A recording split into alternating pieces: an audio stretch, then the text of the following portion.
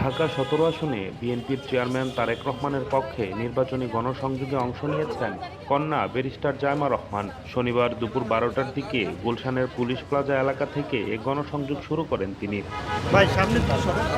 গুলশানের বিভিন্ন সড়ক ঘুরে ঘুরে সাধারণ মানুষের কাছে ধানের শীষের পক্ষে ভোট চান জায়মা রহমান। এ সময় তিনি পথচারী, রিকশা চালক, সিএনজি চালক, দোকানি, ফুটপাতের বিক্রেতা ও শপিং মলে আসা সাধারণ ভোটারদের হাতে নির্বাচনী লিফলেট বিতরণ করেন।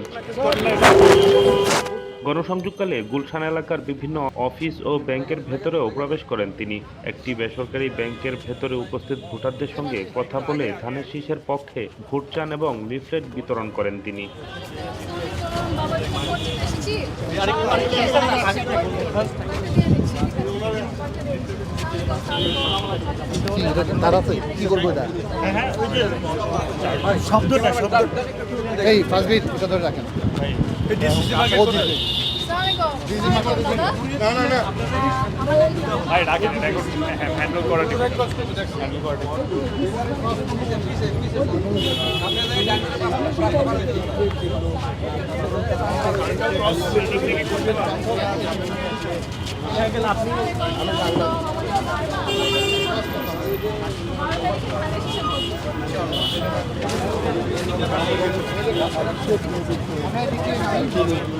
বিতরণ করছেন এবং